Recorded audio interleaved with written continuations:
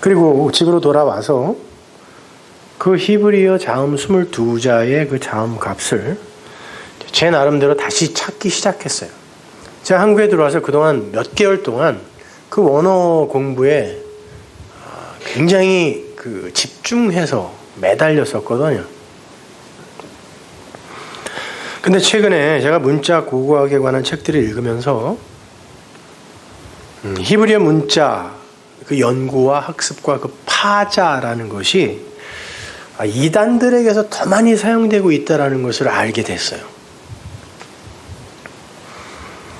신학적 배경이 없는 이들이 단순히 문자만을 배우고 연구를 해서 그 문자의 그 어떤 자음값 이런 것만을 갖고 구약의 모세 오경을 자기 마음대로 풀어서 뿐만 아니라 구약 전체를 자기 마음대로 풀어서 함부로 성경을 왜곡해버린 경우를 제가 그 문자의 역사를 공부하면서 너무나 많이 보게 됐어요.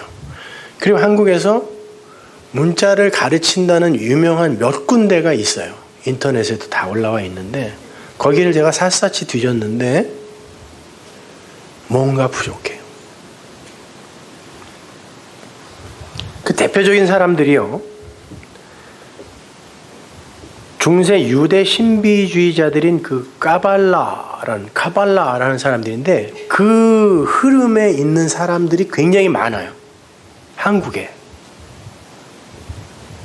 처음에는 굉장히 신기해요. 우리가 몰랐던 것들이기 때문에. 그런데 자세히 뚫고 들어가 보니까 아는 것이 더 많은 거예요. 히브리 자음값과 그 자음에 매겨진 숫자들을 갖고 제멋대로 성경을 해석해서 그 게마트리아라고 그러죠. 그래서 뭐 666, 777, 333, 14, 14 이런 거를 다 그러한 그 히브리 자음값을 대입해서 임의로 풀어서 소설을 써요. 카발라들이요. 그러니까 그런 것들의 영향을 받아서 세대주의나 아니면 신비주의가 지들 마음대로 성경을 해석하는 거예요. 근데 신기하니까 사람들이 그걸 다 믿는다니까요. 쫓아가요. 몇 개씩은 여러분도 영향을 받고 있을 거예요, 아마. 그렇게 그러한 세대주의나 신비주의에 영향을 깊이 끼친 게 까발라라는 그 이단들인데 그들은 결국 그들의 문자 해석법 그걸 가지고 타로점 있죠? 타로점. 거기까지 이르러요. 토라를 연구하다가 타로로 갔어요. 점으로 갔다니까요. 점이라는 게 뭐예요? 이 세상에서의 그 인간의 기륭 화복에 관한 것, 그죠? fortune telling이라는 게 그들의 성경 해석에 관한 열정이 그러한 점에 이르러 점으로 결국 되어졌다라는 것은 그들의 성경 해석이 하나님과 하나님 나라에 초점이 맞추어져 있었던 것이 아니라 보이지 않는 묵시의 세계에 초점이 맞추어져 있던 게 아니라 진리에 복음에 초점이 맞춰져 있던 게 아니라 그들은 문자, 그 훌륭한 문자, 그 원어를 갖고 인간들의 기륭하복 그리고 인간들의 자기가치 주장, 내가 하나님이야 이런 거, 자기가치 주장 그리고 자기 자존감 향상에 초점이 있었다라는 증거인 거예요, 그것이요. 아무리 열심히 공부를 해서 어마어마한 학식을 갖고 성경을 공부한다고 해도 그게 인간에게 집중이 되거나 나에게로 집중이 되게 되면 그게 바로 타로점으로 머물러 버린 까발라 같은 이단이 되는 거예요. 근데 오늘날 원어 연구를 한다고 하는 사람들의 그 학습 내용이 대부분 그 카발라들의 그것에서 흘러나왔어요. 그 아류예요, 보니까. 그리고 고작 그 수준에 그냥 머물러 있어요. 그러니까 올바른 신학이 정립되지 않고 진리에 대한 이해가 일천한 상태에서 문자나 원어를 접하게 되면 또 다른 이상한 괴물 같은 신학이 만들어지고 마는 거예요. 자, 그래서 제가 다른 고서적들은 저같이 미뤄두고 그 연휴 기간 동안에 성경 안에 있는 그 단어들로만 그것만 찾아서 그 성경 원어와 그 문자 값을 다시 하나하나 찾아서 제가 나름대로 정리를 했어요. 원어 성경 연구가 이단들에게 의해 사용되고 있다고 해서 그 연구 자체가 가치 없는 게 아니잖아요. 그건 어마어마한 가치가 있는 거예요. 저한테는 보배 같은 거였거든요. 하나님이 원래 주신 그 문자의 의미를 안다는 거는 이건 어마어마한 특권이란 말이에요. 근데 마귀는 항상 진짜 가치 옆에 비슷한 가짜 가치를 갖다 놓으려 해서 진짜 가치를 소용없게 만들어버린 그런 방법을 쓰는 아주 선수란 말이죠. 그래서 저는 그 문자 연구에 대해서 조금 더 깊이 들어가 보기로 이제 결심을 한 거예요. 그래서 쭉 찾았죠. 내 백성은 내가 지킨다라는 그 주군의 심정으로. 그래서 고대 히브리어 자음 그 22자를 한자 한자 써놓고 그 자음이 들어간 단어들을 제가 모조리 찾았어요. 뭐 대단한 게 아니라 요새는 소프트웨어가 발달돼갖고 이렇게 컴퓨터로 톡 치면 다 나와요. 그래서 제가 제일 먼저 히브리어 알파벳 첫 글자 알레프거든요. 거기에서 헬라어 알파가 나오고 영어의 A자가 나온 거예요. 똑같은 모양이에요, 다. 첫 자, 뭔가 대단한 의미가 있을 것 같잖아요. 근데 성경은 두 번째 자부터 시작합니다. 베이트부터 시작해요. 베타, B부터 시작한단 말이에요. 어떤 집, 성전에서 시작해요. 왜? 그 묵시의 것은 이 땅에 내려올 수 없거든요. 그래서 그 성전 안에 그 알레프, A가 들어가 버려요. 그런 모양으로 성경이 이제 시작이 되거든요. 제가 그 알레프가 들어간 단어들을 전부 찾아서 하나하나 다 나열해 놨어요. 스트롱 코드 1번, 히브리어 1번이 아부예요. 아버지부터 시작해요. 하나님의 집, 성전, 아버지부터 시작해서 쭉 한자 한자 찾아보는데 정말 너무 감동적이었어요. 저는. 한자 한자, 한 단어 한 단어에 성경이 다 들어가 있는 거예요. 그 문자가 기록될 당시에 그 의미값이 어떻게 쓰였는지를 집중하여 보면서 한자 한자의 그 자음값을 재정립해 봤는데, 먼저 그 알레프라는 단어가 맨 앞에 들어가 있는, 알레프라는 문자가 맨 앞에 들어가 있는 단어들만 쭉 찾았더니 한 870개 이상이에요. 그리고 저한테는 그 히브리어, 헬라어 그 신약 성경을 히브리어로 바꿔놓은 성경이 있어요. 히브리어 신약 성경이죠. 원래는 그렇게 봐야 돼요. 왜냐면 헬라어가 여기서 나왔거든요. 그러니까 아가페라든지 파테르라든지 이러한 단어, 아버지, 사랑 이런 단어를 헬라어만 갖고는 이게 무슨 의미인지 잘 몰라요. 근데 히브리어로 찾아 올라가면은 정확히 그 뜻이 나와요. 뭔지가. 그래서 신약 성경도 히브리어로 이렇게 찾아보면 굉장히 이해가 쉬워요. 근데 그것까지 다 찾아서 알레프라는 문자가 제일 먼저 들어간 단어들을 전부 찾았더니 수천 개예요. 거기다가 알레프가 중간에 그리고 맨 마지막에 들어간 단어를 다 찾았더니 새카매요. 그냥 종이가. 이거 하나하나 다 읽어봤어요. 그리고서는 그 자음값 하나를 제가 나름대로 만들었어요. 왜냐면 저는 정립해 놓은 신학이 있잖아요. 그동안에 공부해 놓은 게, 설교해 놓은 것이. 그랬더니 이건 뭐 성경이 정말 이거는 하나님이 쓰지 않으면 이 세상에서 제일 똑똑한 IQ가 높은 학자들 10,000명이 아니라 1억 명을 모아다 놓고 이렇게 쓰라 그래도 못 써요. 너무 과학적이고 너무 논리적이고 진짜 면도칼 하나 들어갈 틈이 없어요. 단어 하나가 그 문장 전체를 설명하고 있고요. 그 문장이 그 책 전체를 설명하고 있고 그 책은 성경 전체를 하나로 설명하고 있어요. 근데 그 단어를 구성하고 있는 글자 하나하나의 생성 과정이나 변천 과정이 또 성경을 이야기하고 있어요. 그래서 말씀을 신묘막측하다라고 하는 거예요. 그 문자는 하나님이 우리에게 당신의 뜻과 마음을 설명하기 위해 하나님이 주신 거예요. 우리에게. 아니, 인간들이 만들었어요. 맞아요. 자기의 필요에 의해서 만들었는데 하나님이 그걸 사용하여, 도구로 사용하여 우리에게 당신의 마음을 담아 말씀, 율법이라는 걸로 주셨다니까요. 그런 의미에서 문자를 하나님이 우리에게 주셨다라고 하는 거예요. 원래 문자라는 게 처음 쓰인 곳이 BC 3000년경의 애굽이에요. 이집트. 그때가 이집트의 제3왕조 때였는데 그때 이미 이집트의 문자는 완벽한 형태를 갖추고 있었어요. 보편적으로 그 백성들이 이렇게 통용하며 쓰인 문자는 아니에요. 대부분의 사람들이 글자를 몰랐던 때예요. 그때는요. 물론 그 전에도 문자 비슷한 것들이 있었고 동시대에도 수메르어나 아카디아어가 있기는 했어요.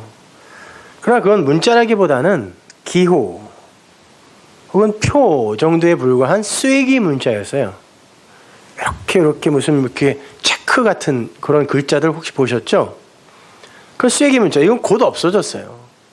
그리고 그림 문자만 남아서 거기에서 알파벳까지 온 거예요. 오늘날 우리가 성경으로 읽고 있는 히브리어를 비롯해서 그 그림 문자에서 문자가 온 거란 말이죠. 그래서 하나님은 당신을 이제 계시하기 위해 아담과 하와에게는 소리로 주셨죠. 소리를 주셨는데 소리는 저장이 되지 않잖아요. 그래서 그거를 저장하여 전달할 수 없으니까 이제 그 소리를 저장하려면 소리를 그리면 되죠. 그걸 문자라 그래요. 그 하나님이 당신의 말씀, 당신의 마음, 당신의 뜻, 그 진리를, 그 언약을 저장하여 당신 백성들에게 전달해 주기 위해 하나님이 문자를 줘야 되는데 그때 당시에 하나님이 사용할 수 있는 그 문자, 그걸 갖고 있는 곳이 애굽밖에 없었다고요. 왜 하나님이 당신의 백성을 애굽으로 집어넣는지 아시겠죠? 말씀을 주기 위함이에요. 당신의 백성들에게. 그래서 아브라함도 그렇게 수시로 애굽으로 들어갔다 나왔다 하는 거예요. 그 애굽은 위의 말이 아니라, 위의 물이 아니라 아래의 말을 갖고 있는 세상의 모형이거든요. 그래서 하나님의 백성이 애굽에 들어갔다가 나오는 거예요. 아브라함부터 시작해서 계속 등장을 해요. 아래의 문자, 아래의 말, 그걸 하나님이 위의 것으로, 진리로 뒤집어서 당신의 백성들 안에만 꽂아주는 거예요. 그걸 설명해 주기 위해 애굽으로 하나님의 백성들이 들어갑니다. 근데 당시에는 왕족이나 사제들만이 문자를 배울 수 있었고 그걸 사용했어요. 그걸 갖고 자기들끼리 뭐 편지를 쓰고 이런 건 아니고 어디다 사용했냐면 신전이나 제단 있죠. 그 신전이나 제단의 돌에다가 신각 문자라고 해서 하나님께 이렇게 신에게 올려드리는, 신을 섬기기 위해 그 신에게 드리는 문자로 사용됐던 거예요. 그 상형 문자라는 것 자체가. 그러니까 다른 이들은 몰라요. 써줘도 몰라요. 그러면 그 문자를 하나님이 사용하여 당신의 백성들에게 말씀을 주기 위해선 그걸 배울 수 있는 왕족으로 누가 들어가야 되겠네요. 그 문자가 있는 곳에. 그래서 모세가 그리로 들어가는 거예요. 그리고는 그 모세가 그 문자를 받는다니까요. 근데 그 모세가 무슨 뜻이에요? 그래서 건져낼 자예요. 건져낸 자. 물이 낸 자라는 이런 뜻도 있어요. 물이 낸 자. 근데 그 당시에 모세 엄마가 그 이름을 지어준 게 아니라 그때 이름이 없었어요. 그런데 그 애굽의 공주가 강에서 목욕을 하고 있네요. 여러분 애굽에 그 건축물 같은 것을 혹시 보신 분들이 계실지 모르겠지만 그때는 애굽의 목욕탕 시설이 근사하게 되어 있었던 때예요. 근데 왜 강에 나와서 목욕했을까요? 시원해서? 아니요. 자식이 없는 공주가 하나 있었는데 신에게 정결 예식을 드린 거예요. 자식 달라고. 애고의 역사서에 기록되어 있어요. 그렇게 정결 예식을 하면서 강에서 몸을 깨끗이 닦고 있는데 아기가 바구니에서 동동 떠내려오네요. 기도의 응답이죠. 그래서 낼름 잡은 거예요. 그리고는 이름을 모세라고 줬어요. 왜? 그때 당시에 애굽의 18왕조 때의 모든 왕자들의 이름이 모세예요. 그리고 그가 왕이 되면 그 앞에 신의 이름을 붙여서 투투 모세, 무슨 모세 이렇게 하는 거예요. 그러니까 모세예요, 얘는. 그 공주가 붙여준 이름이죠. 그런데 모세는 물이 낸 자죠. 근데 모세가 나중에 애굽으로 들어가서 누구와 상대를 하게 돼요? 애굽의 모세. 근데 얘는 아래에 물이 낸 자, 아래에 말이 낸 모세이고, 애굽의 모세는 파라오라는 것 자체가 태양신 라의 아들이란 뜻이잖아요. 그게 파라오. 그러니까 아랫물, 우상의 모세, 가짜 말, 비질리가 낸 모세와 하나님이 말씀으로 보내준, 내가 내 말을 너에게 줄게 그러고 보냈잖아요. 그 위에 물이 낸 모세가 두 모세가 만나는 거예요. 그래서 이 모세가 이기는 거예요. 이게 역사 전체의 이야기란 말입니다. 그래서 모세가 그 역할을 하기 위해 이집트 왕궁으로 들어가는 거예요. 그리고 거기에서 사도행전에 보면 모세가 학술과 모든 기회와 모든 걸 다 배웠다 그러죠. 왕자니까 문자를 받아야 되거든요. 그래서 기록했어요. 나중에 그 모세가 성경을 기록했단 말입니다. 그래야 돼요. 그래서 모세가 이제 그 집에 들어갑니다. 왕궁, 이집트 왕궁으로 들어가요. 근데 당시에 쓰였던 문자는 신강 문자, 상향 문자였고, 나중에 인간들이 보편적으로 자기들끼리 뭔가 필요에 의해서 문자를 쓰기 시작했는데 그거는 페니키아 때부터였어요. 페니키아는 가나안이에요. 페니키아 문자는 그 전까지는요, 인간들이 이렇게 물물 교환을 했어요. 그러니까 문자라는 거, 숫자라는 게 필요 없죠. 누가 생선 하나를 갖고 있는데 나한테 금이 있어. 근데 내가 생선이 필요해요. 그러면 그거 놔줄래? 그럼 이거 줄게. 뭐 몸짓으로든 뭐든 되잖아요, 다. 이렇게 바꾸면 되는데 생각해보니까 이제 이게 손해인 것 같아. 그러면 숫자가 필요하고 더하기 뺄셈이 필요하고 문자가 필요하겠죠. 그래서 그때부터 사람들 사이에 통용되는 문자들이 쓰이기 시작했는데 그 페니키아 문자 그때부터요. 이것도 그 애굽의 그림 문자에서 흘러나온 것들이기 때문에 거기에서 그 고대 히브리어 아람어가 다 나오는 거니까 이렇게 합쳐져 가지고요. 다 똑같아요. 나중에 보면. 그래서 히브리어 사전 찾아보면 아람어랑 뭐 다 똑같아요, 그냥. 그러니까 그때부터는 사람들이 문자를 어떻게 썼냐면 내가 열심히 뭔가 노력을 해서 내 유익에 필요한 것을 얻어내는 데 쓴 게 문자였어요. 그러니까 하나님이 그 전에 이미 모세에게 광야에서 시내산에서 율법을 문자로 주셨는데 인간들이 어떻게 이 문자를 쓰냐면 내가 뭘 열심히 해서 나의 유익에 필요한 걸 얻어내는 그것, 이걸 장사한다 그러잖아요. 물물 교환이 아니라 그 화폐 무역을 위해서, 교역을 위해서 만든 게 문자니까 하나님의 말씀을 그렇게 쓰기 시작했다고요. 이게 율법주의예요. 내가 뭔가 내놓을 테니까 당신도 거기에 상응하는 뭐를 줘, 이거. 그래서 예수님이 오셔서 그런 거죠. 내 집은 프로슈코마이, 기도하는 집인데 니들이 왜 장사하는 집을 만들어놨냐가 거기에서 무슨 뭐 양 팔고 비둘기 팔고 그래서가 아니라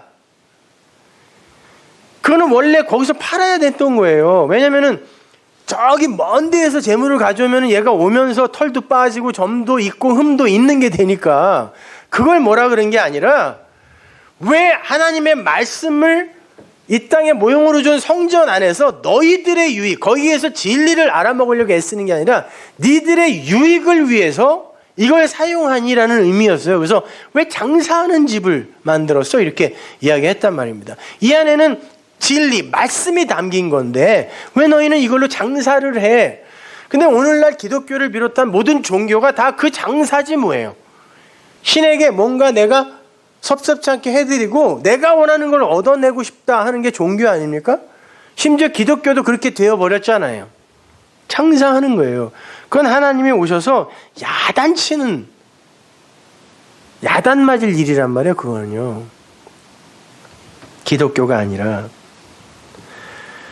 어찌되었든 하나님은 당신의 뜻을 문자에 담아서 전해주시기 위해서 그 문자를 접할 수 있는 이집트 왕궁으로 당신의 백성인 모세를 보냈어요. 그리고는 이제 그 모세를 통하여 문자를 통해 당신의 말씀을 주세요. 물론 애굽의 그 그림 문자로 줬겠죠. 거기에서 나중에 이렇게 문자의 변형을 살펴보면 히브리어, 고대 히브리어나 그 그림 문자나 비슷해요. 나중에 상만 없어져요. 추상화라는 게 상을 없애고 내용만 어떻게 담아놓은 거. 응? 그게 추상화잖아요. 글자도 그렇게 변해요. 상이 없어지고 그 내용만 어떻게 이렇게 남는 거. 그렇게 되거든요. 하나님이 그렇게 모세에게 준단 말이에요. 그 문자로. 그리고는 그게 뭔지를 하나님이 가르쳐 주세요. 사실은 너희들이 이렇게 문자를 만들어서 이 뜻으로 쓰고 있지만 이거는 이렇게 써야 되는 거야. 여기에는 그런 내용이 있는 게 아니라 이런 내용이 있는 거야를 가르쳐 주신 거예요.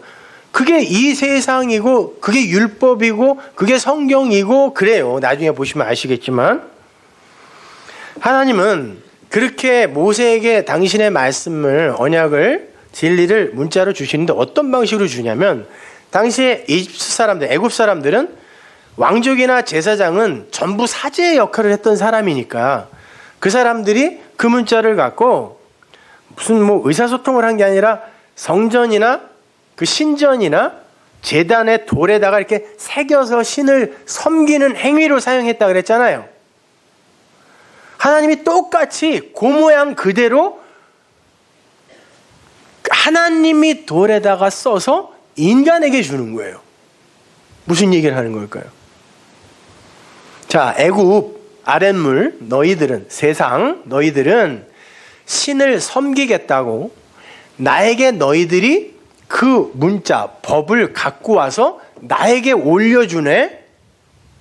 진리는 그게 아니라 하나님인 내가 피조물인 너희를 사랑으로 섬기는 거야. 그게 하나님 나라야. 그게 진리야를 그 안에다가 함축시켜 그림으로 보여준 거예요. 그래서 똑같은 모양으로 확 뒤집어서 준 거예요. 여태까지 모세는 왕궁에서 어떤 신, 그 태양신, 라신, 누군지도 모르는 어떤 존재인지도 모르는 그 신을 섬기기 위해 돌에다가 항상 뭘 새기는 그런 일을 했단 말이에요. 그리고는 신에게 올려드리고 신을 섬겼는데 신의 산에 올라갔더니 자기들을 건져낸 그 하나님, 그 신은, 진짜 신은 당신이 자기 백성을 섬기기 위해 글을 써서 그들에게 주더라는 것입니다. 그 법을 갖고 하나님을 섬기기 위해 우리가 가는 게 아니라, 그게 기독교가 아니라 하나님이 당신의 말씀을 갖고 우리를 섬기기 위해 내려오는 게 기독교라는 거예요. 그래서 예수님이, 하나님이 이 땅에 내려오셔서 그런 거예요. 내가 섬김을 받으러 온 게 아니라 섬기러 왔다라고 하잖아요. 섬기는 게 말을 주다라는 말이란 말이에요. 그게 디아코노스가. 나는 너희에게 생명을 주러 온 거야. 말을 주러 온 거야. 왜 니들이 그걸 법으로 해석해서 오해해서 나를 섬기려고 그래? 성경 전체가 그 이야기란 말입니다. 자, 예를 들어서 알레프라는 문자는요, 이집트 상형 문자인 소의 그림에서 온 문자예요. 어떻게 뒤집어 주는지 보세요. 하나님이 인간들이 그때 인간들에게 가장 필요한 가축이 소였어요. 농사할 때도 필요하고 물건을 옮길 때도 필요하고 에너지원이었어요. 인간들이 살아갈 수 있는 힘이었단 말이에요. 힘. 그래서 인간들이 그 소라는 글자를 맨 처음 만들어서 썼어. 이거 소야. 이거 소. 우리를 살게 하는 거야. 우리를 도와주는 거야. 이렇게. 근데 그 소가 쓸 때마다 이렇게 소를 하나씩 그려야 되니까 너무 복잡하잖아요. 그래서 얼마 있다가 소 머리만 그렸어요. 그러면 머리만 그려도 그냥 소인 줄 알아요. 뿔 이렇게 하늘로 달려있는 어떤 머리, 소 이렇게 썼어요. 이렇게 환유되는 거예요. 그렇게. 요걸로 전체를 모형하는 걸로 하자. 이걸 환유라고 하잖아. 그렇게 축약됐단 말이에요. 그런데 그렇게 그 소 전체 그림이 머리라는 걸로 환유가 되고, 그 머리가 나중에는 소의 그 머리의 형태를 벗어나서 그냥 이런 상태가 돼서 기호화된 거죠. 근데 이렇게 보면은 계속 그걸 변천 과정을 알고 사용했던 사람들은 소 이렇게 알았단 말이에요. 근데 그렇게 된 이유가 뭐냐면, 문자의 역사를 살펴보면요, 그렇게 그림 문자가 상을 버리기 시작한 게 BC 1400, 1300 그 어간이에요. 그때가 언제입니까? 모세가 시내산에서 십계명 돌판을 받았던 때예요. 왜 그랬을까요? 하나님이 십계명에서 뭐라 그랬어요? 너희는 너희를 위하여 짐승이나 새나 물고기 같은 거 새기지 말아라 그랬죠? 근데 문자들이 당시에는 다 뭐였어요? 그것들을 새겨놓은 거였단 말이에요. 그러니까 이 사람들이 그걸 상을 버리기 시작한 거예요. 하나님의 명령에 의해서 문자가 그렇게 된 거예요. 그리고는 그 알레프라는 문자가 이렇게 돼버렸어요. 하늘로 뿔이 향해 있는 그런 모습. 그 소는 힘의 상징, 생존 수단, 운송 에너지, 이런 거를 상징하는 거예요. 인간 생존에 없어서는 안 될 그러한 생명의 원동력. 오죽하면 이집트 사람들의 그 태양신 라의 땅적 현현이 소였어요. 그들에게 소는 그러한 의미였단 말이에요. 우리를 살게 하는 거, 생명의 근원, 이런 거. 그래서 멤피스에다가 진짜 살아있는 소를 하나 이렇게 갖다 놓고, 튼실한 소, 그리고는 금으로 그 소를 치장을 해서 그 앞에서 제사 지냈어요. 우리에게 풍요를 달라고.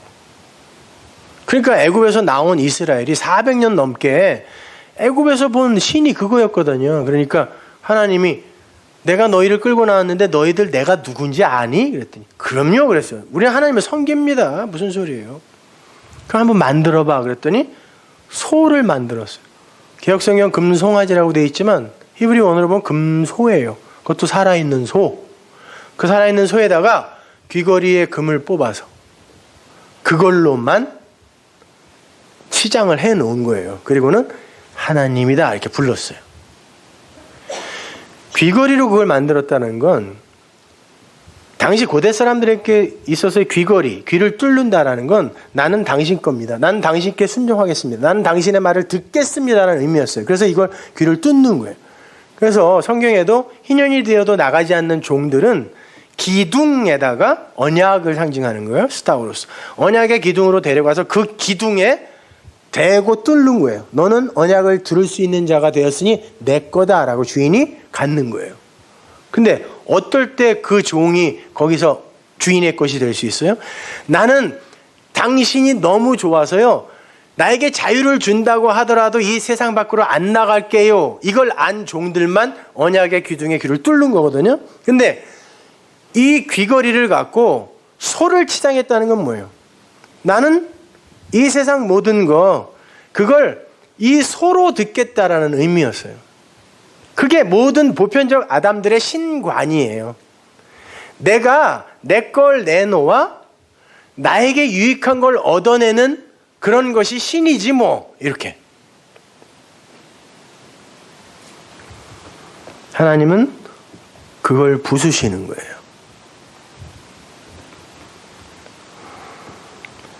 그런데 재미있는 건요. 당시에 이집트 사람들에게 있어서 그 소의 뿔이라는 건 외부 세계로 향하는 일종의 안테나 같은 거였어요. 그래서 이 안테나로 그 외부 것을 감지하여 내게 필요한 힘을, 능력을 이렇게 흡수하고 얻어내는 거. 그런 의미가 뿔이었거든요. 그래서 그때의 문자는 하늘로 이렇게 뿔이 향해 있어요. 처음의 문자는. 당연하죠. 그들에게도 신학이라는 게 있었거든요. 인간들이 자기들은 확실하게 알 수 없는 어떤 신의 존재를 향하여 초월적 경외를 나타낸 거예요. 처음에는요. 거기에서 오는 거지. 우리의 삶의 근원은 거기지. 이렇게 창조자나 그 신의 무한성 또는 천상의 힘에서 자기의 힘을 길어 올리는 그런 유한자인 인간의 올바른 자인식, 이것이 처음에는 있었어요. 그런데 이것이 변질되기 시작해요. 그 뿔이, 문자의 변천사를 한번 여러분 보세요. 알파벳 소문자 A는 어디로 뿔이 향해 있죠? 옆으로 돌아가 있습니다. 이렇게 소문자. 원래 이렇게 돼 있던 게 뿔이 옆으로 가요. 알레프도 뿔이 옆으로 이렇게 가 있어요. 살다 보니까 기도를 해도 개뿔이나 뭐 도와주는 것 같지도 않고, 거기서 내 힘이나 생명의 근원이 오는 것 같지 않다. 그러면 어디서 얻어야 돼? 이 세상과 나와의 관계, 사람과 사람 사이의 이 관계, 여기에서 내 에너지를 길어 올려야지 돌아가는 거예요. 이렇게. 결국에는 이 문자가 땅으로 향하게 됩니다. 이렇게. 흙에서 온 내가 신이지. 나에게서 내가 마음 먹는 거에 따라 나는 잘 될 수도 있고 흥할 수도 있고 망할 수도 있고 하는 거야. 내 열심이지 뭐, 내 노력이지 뭐, 이리로 가는 거예요. 땅에다가 신을 향했던 이 촉수 같은 이 안테나가 땅을 딛고서는 인간의 발이 되어버리는 거예요. 보세요. 인간은 그런 존재라는 것입니다.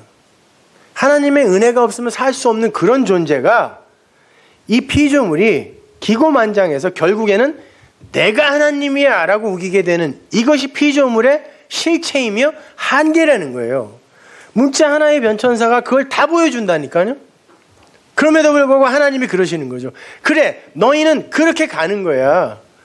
그렇게 세상을 향해, 아니 너 자신을 향해 그 힘의 근원, 그 안테나를 뻗을 수밖에 없는 존재가 너희지만, 니들이 소라고 생각하는 그 힘, 그건 나에게서 나오는 거야. 그 소가 나야. 내가 너희를 구원할 거야 라고 해서 첫 자로 그 단어를 주시는 거예요. 근데 성경에 보면 그 단어가 처음으로 나오질 않고 두 번째 자, 베타, B부터 나와요. 왜? 그 없음으로밖에 감지할 수 없는 그 하나님은 문자에 갇힐 수도 없고 어떻게 쓸 수도 없고 표현을 할 수가 없어요. 사실은요. 그냥 그분을 이거라고 하자라고 우리가 약속한 거지, 그분은 책에 문자에 갇힐 수가 없다니까요. 그래서 하나님이 뭘 주냐면 성전, 세상이라는 걸 주시는 거예요. 그래서 베이스라는 게 성전, 집, 빌딩 이런 게 다 B로 시작하죠. 그 성전을 내가 너희에게 주고 그것에 나를 담아서 설명을 해줄게. 니들의 수준에 맞게. 그래서 성경이 베레시트, 전치사지만 베부터 시작해요. 그래놓고 창세기 1장 1절이 타우로 끝난다고요. 베부터 시작해서 시작부터 타우, 끝이거든요. 이게 시작부터 끝이 이렇게 되는데, 이게 어떻게 되냐면, 완성이 어떻게 되냐면, 하나님이 태초에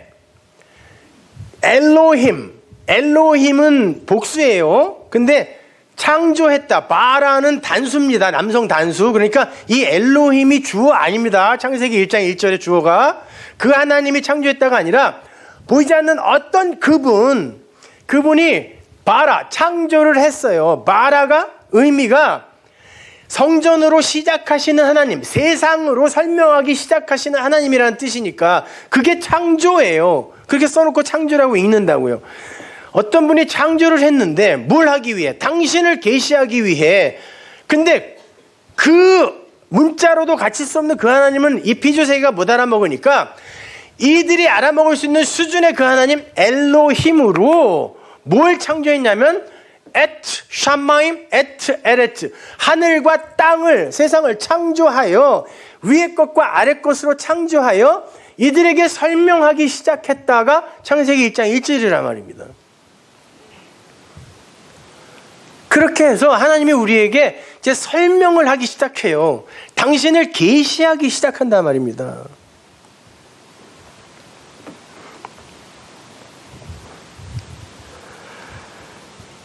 그러니까 이렇게 문자 하나, 단어 하나, 문장 하나, 그것들의 변형 과정이나 변천사, 내용들 이런 거를 공부를 해보면 그 문자 하나, 단어 하나, 문장 하나에 성경 전체가 다 들어가 있어요. 인간이 누구이며 그럼에도 불구하고 그 인간들을 향한 하나님의 사랑은 얼마나 큰 것인가가 문자 하나에도 다 들어가 있다니까요.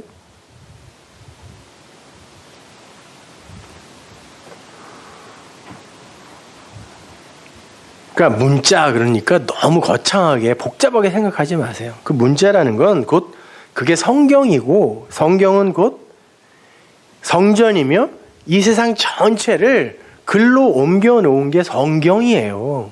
그래서 성경을 통하여 세상을 알고 세상을 통하여 성경을 알 수 있다니까요. 둘은 똑같이 다 진리를 담고 있는 것이기 때문에 그래요. 이 세상 천지 만물이 전부 하나님의 능력과 신성을 담고 있다라고 바울이 이야기했잖아요. 앞에서 공부했잖아요, 우리. 1장에서, 로마서 1장에서. 제가 요즘 너무나 확실하게 경험하고 있는 게 바로 그 진리를 알게 되면 이 세상 모든 게 다 성경으로 보인다는 거예요. 꽃이 피고 꽃이 지고 씨방이 생기고 열매가 맺히고 그 열매가 익어 열매가 익으면 나무가 놔주죠. 바람에 떨어진 건 못 먹어요. 열매가 익으면 나무가 놔줘요. 그러면 그 나무가 놔준 그것이 씨가 되어 또 다른 싹이 트고 꽃이 피고 이렇게 된다니까요. 남자와 여자가 있고 남자와 여자가 만나 결혼을 하고 그들이 잉태를 하고 아이를 낳고 그리고 그 아이를 갖고 있는 어머니의 몸이 변화되고 하는 이런 모습들이 전부 이 성경 말씀을 그대로 보여주고 있는 거예요. 신랑이신 하나님과 신부인 교회가 만나서 어떻게 그리스도라는 예수라는 아들을 낳게 되는지를 보여주고 그 과정 속에서 어떤 일이 일어나게 되는지를 어미의 변화를 통하여 보여준다니까요. 그러면 그게 말씀인 거예요. 저게 성경이구나. 나무와 꽃, 하늘과 바람, 물과 불, 바다, 산 모든 게 다 진리를, 성경을, 말씀을 담고 있네요. 자, 그래서 요한도 모든 건 하나님의 말씀으로 지어진 거야 라고 이야기한 거예요. 태초에 말씀이 계시니라 모든 것이 천지 만물이 그 하나님의 말씀으로 말미암아 비롯되고 지어졌다. 그 어떤 것도 그 말씀과 관계없이 지어진 거 없다 라고 요한복음 1장에서 이야기하죠. 그건 하나님이 태초에 빛이 있어라 이렇게 말을 해서 뭘 창조했다라는 그런 말이 아니에요. 하나님이 영이신데 무슨 말이 있고 소리가 있어요. 무슨 말로 했을까요? 그러면 뭐 히브리어? 헬라어? 아니면 방언? 하늘의 언어라며 그게. 그 말이 아니라 천지 만물은 전부 그 말씀을 담고 있다라는 거예요. 그래서 말씀으로 창조되었다라고 하는 거예요. 그러니까 거기서 그 말씀을 읽어내면 그건 그 말씀을 담고 있는 그릇이니까 그건 나에게 의미 없는 것이 되네요. 더 이상 가치일 수 없는 거네요. 그러면 그 보이는 현상계에서 나는 진리를 알므로 말미암아 거기서 빠져나오게 되죠. 그걸 출애굽이라고 하는 거예요. 세상에서 나온다라고 하는 거예요. 그거를. 그래서 진리를 아는 만큼 거기서 나오는 거예요. 다른 게 아니라. 거기서 나온 이들을 성도라고 하고 그들을 자유자라고 하는 거예요. 그들이 비로소 죄로부터 풀려났다 이렇게 이제 이야기를 하는 거죠. 그러나 그 속에 담겨 있는 말씀, 성경, 진리를 읽어내지 못하면 그게 전부잖아요. 껍데기가. 그러니까 거기에 묶이는 거죠. 그것으로 슬퍼하고 그것으로 기뻐하고 그것으로 행복해하고 근데 얼마 안 가죠 그게요. 그래서 그런 거예요. 실체가 아니거든요, 그거는. 거기에 묶이면 그게 땅적인 것이고 그 땅에 묶이는 걸 뭐라 그래요? 지옥이라 그래요, 그거를. 그렇게 영혼이 사는 게 지옥이에요. 그 확실한 예가 성전입니다. 하나님은 당신의 진리를 전하기 위해서 이스라엘에게 성전을 주셨어요. 아니, 모세에게 문자를 줬는데 문자를 아는 이가 하나도 없네. 모세가 죽을 때까지 가르쳤는데 사람들이 그걸 못 알아먹었어요. 그러면 문자를 줬는데 못 알아먹으면, 글을 모르면 어떻게 설명해 줘야 돼요? 애들한테 그려줘야죠. 그려준 게 뭐예요? 진리를 그려준 게 성막이에요, 그것이. 그래서 하나님이 일로 와, 이거 그대로 가서 만들어줘. 그냥 보고 알으라고. 말을 줬는데 모르니까 보고 알으라고 이거 만들어줘. 그게 진리잖아요, 그죠? 영단번에 드려지는 제물로 드려지는 예수 그리스도의 그 제사를 상징하는 번제단부터 시작해서 차서 있게 티데미 하나하나 세워주는 게 성전이잖아요. 설명해 주는 거예요. 그 나중에는 이 휘장은 찢어질 거고 이 법궤는 뭐고, 나중에는 이 법궤, 요 법궤가 갖고 있는 내용대로 시은좌, 이것이 여기에서 펼쳐질 거고 그건 예수 그리스도의 육체의 찢어짐으로 될 거예요. 이걸 다 설명하는 게 성전이었잖아요. 근데 못 알아먹죠? 그렇게 성전으로 하나님의 말씀을 줬는데 못 알아먹을 때 그림으로 주는 게 성전이죠? 하나님이 태초에 우리에게 진리를, 말씀을 주시려고 하는데 우리가 그걸 못 알아먹는 피조물이기 때문에 우리에게 준 게 뭐라고요? 천지, 세상이란 말이에요, 그게. 그러니까 성전이나 성경이나 이 세상이나 다 똑같은 내용을 담고 있는 거예요. 근데 그게 내용으로 갖고 있는 게 진리라는 거라니까요, 그것이. 근데 그 진리가 뭐예요? 어떻게 줬다고요? 하나님이 우리를 섬겨 우리에게 생명을 부어줘야 내가 존재가 되고 그때 비로소 나는 하늘적 존재가 되어 참 안식 행복에 들어갈 수 있어가 진리라는 거예요. 우리가 뭔가를 만들어서 하나님께 섬겨드리고 이 법을 갖고 하나님께 새겨서 드리면 그걸 하나님이 기뻐해서 그거에 따라 차서 있게 상을 주는 게 하나님 나라가 아니라, 그걸 세상과 성경과 성전과 인간, 이 모든 눈에 보이는 가시적인 것들이, 아래 것들이 설명하고 있는 거란 말입니다. 그때 그걸 통하여 그걸 알아먹었으면 그거는 이제 소용 없어지게 되는 거예요. 우리는 거기서도 벗어나는 거예요. 성경에서도 벗어나고 법으로 기록된 성경에서도 벗어나고 예수에게서도 벗어나요, 심지어요.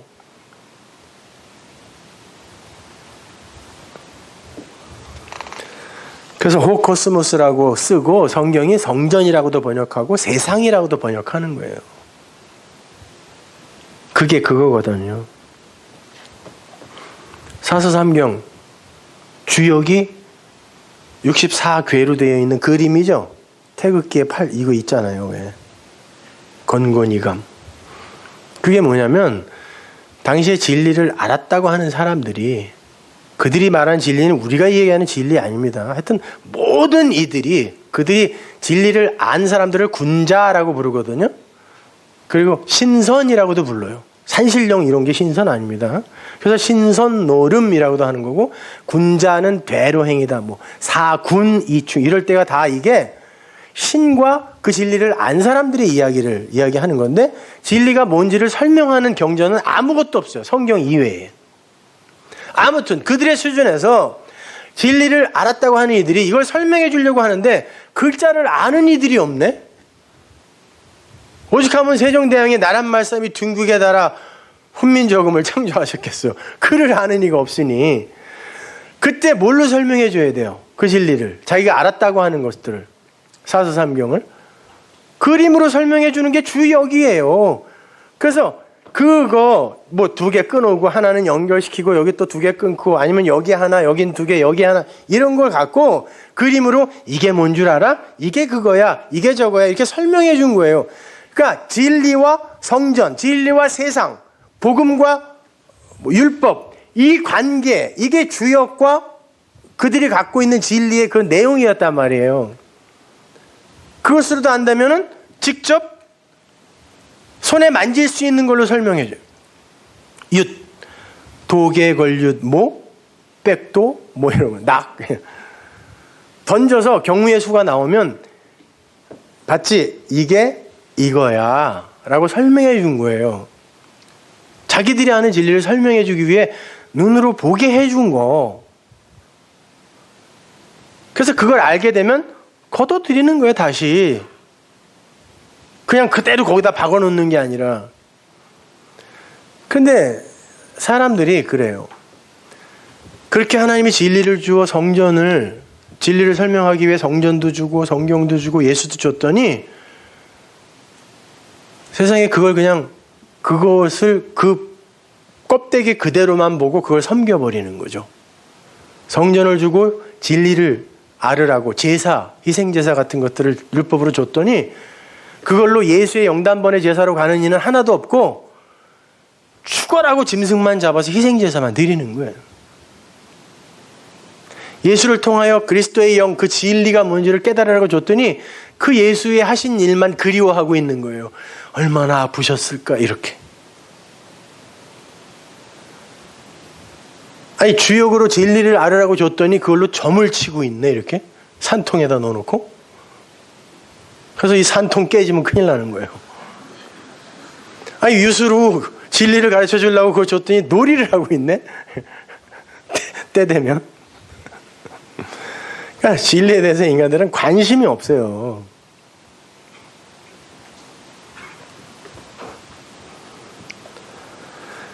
그러니까 불교에도 그런 말이 있는 거예요. 불경을 만나면 네가 진리를 알았다면, 너 진리를 찾고 있니? 진리 알았다면 불경을 만나면 태우고 부처를 만나면 죽여라 이런 말이 있어요. 그들이 뭘 알고 한 말은 아닐 거예요. 왜냐면은 불경의 가장 핵심적인 경전이 금강경하고 반야신경인데, 금강경은 진리를 계속 얘기하는데 진리가 돼야 돼, 진리를 알아야 돼, 진리가 중요해. 그런데 진리가 뭔지를 설명 안 해주고 그냥 끝. 그래서 반야신경으로 넘어가면 뭐 진리 그러다 맨 나중에 건너가라 저기에 진리가 있다. 아제 바라 성아제가 그거잖아요. 그리고 끝이에요. 그럼 어떻게 넘어가라는 거냐고. 그러니까 모세가 가나안에 들어가기 전에 한 말까지가 불경이에요. 못 건너가는 거라. 근데 하여튼 그들은 자기들이 진리를 안다고 생각하는 거니까, 진리를 아는 자들아, 너희들이 진리를 알았다면 그 불경의 진리를 얘기하고 있는 거니까 그걸 통해 알았다면 그거 태워버려.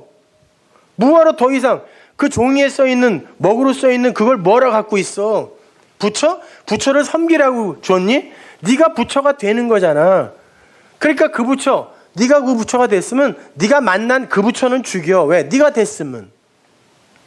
더 이상 네가 섬김의 대상으로 갖고 있는 그 부처는 그 부처 아니잖아. 그게 부처를 죽이는 거거든요.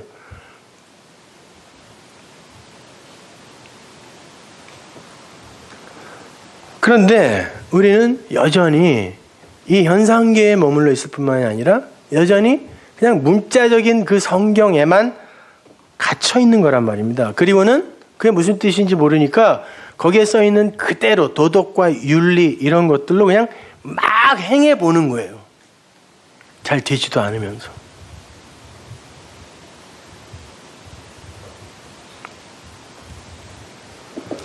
그렇게 해서 우리가 성경이나 예수 그리스도 그리고 이 세상 성전 이런 걸 통해서 진리를 알게 되면 더 이상 우리는 그걸 섬기는 자가 아니라 하나님이 나를 말씀으로 생명으로 섬기신 거구나 라고 깨닫게 되고, 그렇게 하나님의 섬김을 받은 나로 누리며 사는 거예요. 그냥 그걸 찬송이라고 하고 예배라고 하고 그러는 거예요. 너무 좋아서. 도대체 내가 뭔데 하나님이 그렇게 나를 향하여 당신의 생명을 쏟아부으셨을까? 이렇게요. 여러분, 십자가, 예수, 피, 그것이 모든 걸 다 이룬 거 맞아요. 십자가가 이루었고 언약을 성취했고 예수가 율법을 완성하셨고 그 피가 우리를 덮어 우리를 구원한 게 맞아요. 근데 그게 내 밖에서 그것들이 그렇게 해놨으니까 그러면 이제 상관없이 뭐 지옥 보내든 천국 보내든 말든 그건 상관없이 그냥 나는 내 마음대로 살아야지. 이건 그걸 섬기는 거예요. 그게 했대니까 나는 상관없이 그냥 살아야지 이거. 요즘 십자가 하는 사람들이 다 거기에 머물러 있는 거죠. 천만의 말씀. 그게 내 마음으로 들어와서 내가 하나님과 하나 되는 데까지 가는 거예요. 그래서 진짜 찬성이 나와야 된다니까요.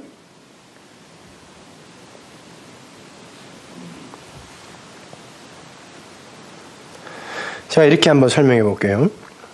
제가 일전에 사라와 아브라함과 이삭과 야곱 등의 그 믿음의 선진들이 어디에 묻혔다고 설명해 드렸죠? 막벨라굴에 묻혔다 그랬죠? 거기가 성도의 무덤입니다. 값주고 산 거예요. 일부러. 그 나중에는 그것이 예수님의 몸값으로 주고 산 피밭이 되죠. 그래서 일부러 밭이라는 단어를 창세기에도 넣어놓는 거예요. 그 피밭은 누구의 무덤이라고 그래요? 나그네의 무덤. 나그네는 누구? 나. 교회는 우리의 무덤인 거예요. 거기가. 근데 막벨라라는 단어가 양우리라는 뜻이라고 했습니다. 양우리는 구약에서 옛 성전의 의미로 쓰여요. 그래서 예수님도 이 땅에 오셔서 내가 내 백성을 양의 우리에서 불러내려 왔다 그러죠. 율법의 성전에서 불러내는 거예요. 거기에 머물러 있으면 안 돼요. 죽어요. 그래서 내 음성을 주어, 내 말을 주어 그들을 불러낸다 그래요. 근데 막벨라 굴이 성전이라면 옛 성전에 들어가서 우리가 율법에 대하여 율법으로 죽으면 우리는 이제 살아난다 그래. 부활을 한다 그런단 말이에요. 근데 신약에 보면 예수님이 자기를 성전이라 그러네 또. 그것도 헐려야 할 성전이래요. 그럼 세 번째 것으로 세우겠다 그래요. 하나님이. 그러면 그 성전은 또 누구? 예수. 그래서 우리는 예수 안에서 죽어야 되는 거죠. 그러면 3단 논법에 의해서. 그래서 바울이 그러는 거예요. 서인서에서. 우린 예수 안에서 죽었다. 막벨라굴 안에서 죽었다. 옛 성전 안에서 죽었다. 그러는 거예요. 그런데 히브리 사람들은 우리는 무덤을 만들어 놓고 추석 때, 설날 때 계속 찾아가서 벌초도 하고 만지고 제사 지내고 술 뿌리고 하지만 히브리 사람들은 무덤을 만들어 놓으면 그건 율법에 의해 부정한 거기 때문에 절대 거기 찾아가면 안 돼요. 만져서도 안 돼요. 무덤 쓰고 잊어버려야 돼요. 거기는. 그러면 내가 거기에 묻혀서 장사됐다라는 건 다시는 내가 그리로 돌아가면 안 된다라는 의미가 되겠죠. 내가 율법의 성전에서 죽었으면 다시는 율법으로 돌아가면 된다 안 된다? 안 돼요. 막벨라굴에서 죽었으면 다시 그걸로 기어들어가면 안 돼요. 나사로야 나와라 하면 거기서 죽었다가 나와야 되는 거예요. 하나님의 음성을 듣고. 그리고는 그 무덤은 다시 쳐다봐서는 안 되는 거예요. 그럼 우리가 예수 안에서 죽었으면 다시는 그렇게 내 밖에 있는 어떤 나를 위해 어떤 일을 행한 그분, 그 예수에게 돌아가면 돼야 안 돼요. 돌아가면 안 되는 거예요. 그럼 어떻게 해야 되냐? 그 예수가 그리스도의 영으로 나에게 오시는 거예요. 나에게 그런 귀한 일을 해주신 분에게 감사하며 섬기는 게 우리의 일이 아니라 그분이 나를 그렇게 섬겨주셨다라는 그 사랑을 내 마음으로 갖고 그분을 보내신 그 하나님을 앞에 면목 없이 찬송하며 예배하는 게 우리의 역할이란 말입니다.